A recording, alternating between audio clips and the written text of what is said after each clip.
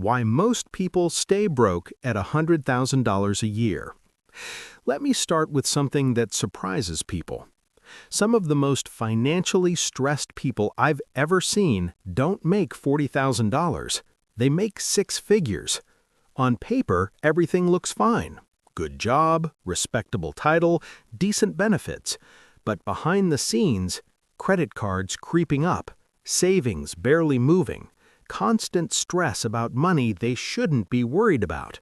That disconnect is what we're talking about today. Because $100,000 a year should feel comfortable, yet for a lot of people it doesn't. And the reason has almost nothing to do with the number itself. The six-figure illusion. Let's walk through a realistic scenario.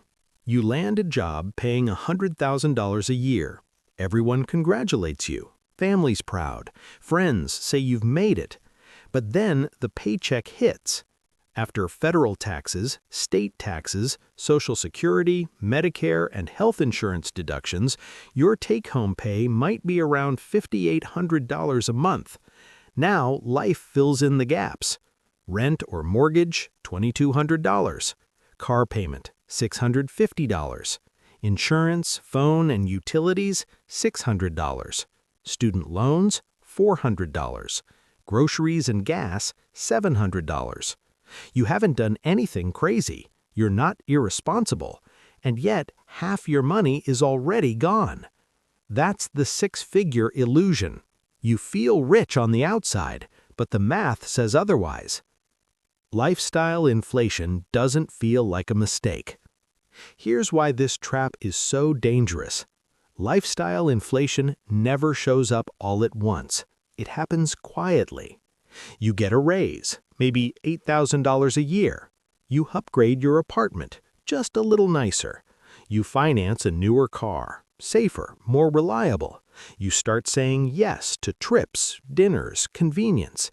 Each decision feels reasonable. But now your monthly expenses are permanently higher. And the next raise? Already spent. That's how someone earning $100,000 can feel just as broke as they did at $60,000, sometimes worse.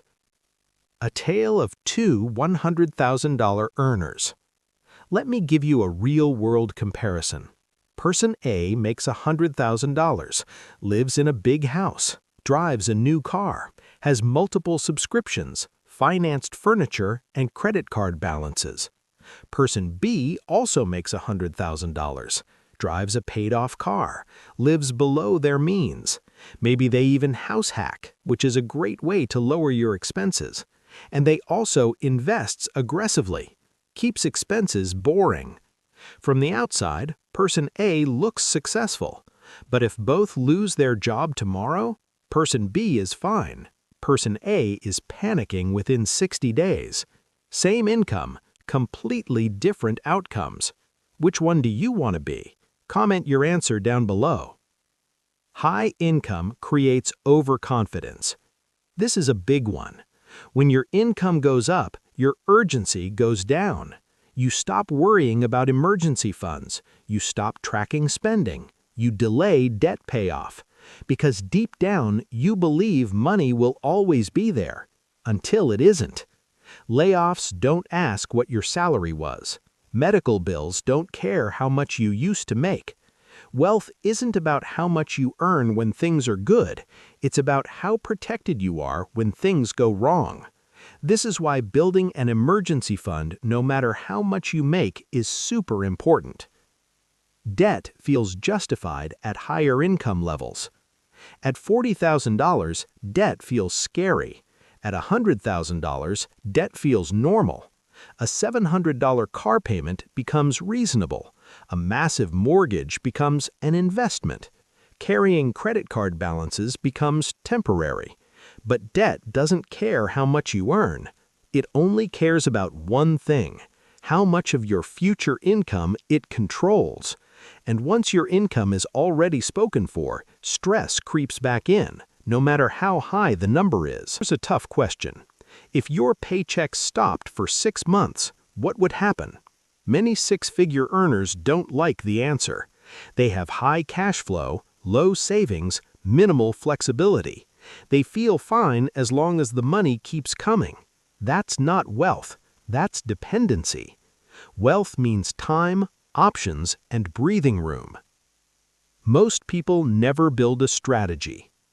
Ask most people making good money what their plan is. Not a vague idea, a real plan. How much they'll invest, when they'll be debt-free, what number equals freedom. Most don't know. They're hoping their income will eventually solve everything. Hope is not a strategy. People who break free from the $100,000 trap do a few boring but powerful things. They save first, not last. They cap lifestyle upgrades. They automate investing. They track net worth, not just bills. They understand that wealth is built quietly, not posted loudly. A $100,000 income doesn't make you rich. It doesn't make you disciplined. It doesn't make you smart with money. And it definitely doesn't protect you from bad decisions. All it does is give you more room to hide mistakes. At lower incomes, mistakes show up fast. You overdraft. You feel it immediately. You're forced to adjust. At higher incomes, mistakes linger quietly. You can afford the payment. You can push the problem down the road. You can convince yourself everything's fine. That's why two people can make the same $100,000 and end up in completely different places 10 years later. One uses that income to build leverage, savings, investments, options. The other uses it to build obligations, payments, lifestyle, pressure. Same money, opposite outcome. Here's the part nobody likes to admit. A higher income doesn't change who you are with money, it amplifies it. If you didn't have a plan at $50K, you won't magically have one at $100K. If you avoided budgeting before, you'll just avoid it with nicer things. If you relied on debt to feel comfortable, you'll just qualify for more of it. That's why so many people with good jobs still feel behind. They're not failing financially. They're just consuming their opportunity instead of investing it. And opportunity doesn't last forever. Careers stall. Industries change. Energy fades. Life gets more expensive. The window where a strong income can quietly set you up for life is smaller than most people realize. Some people recognize that and act early. They live below what they could afford. They build margin. They create flexibility while things are going well. Most don't. Most people wait until they feel stable enough to start being intentional, and that moment never comes, so they stay stuck. Not because they didn't make enough money, but because they never used their income to buy freedom. That's the real difference. If this video made you uncomfortable, that's a good thing. Discomfort means something clicked. It means you saw a pattern you can't unsee now. Because awareness changes behavior, and behavior, not income, decides who actually wins with money. A high salary can disappear.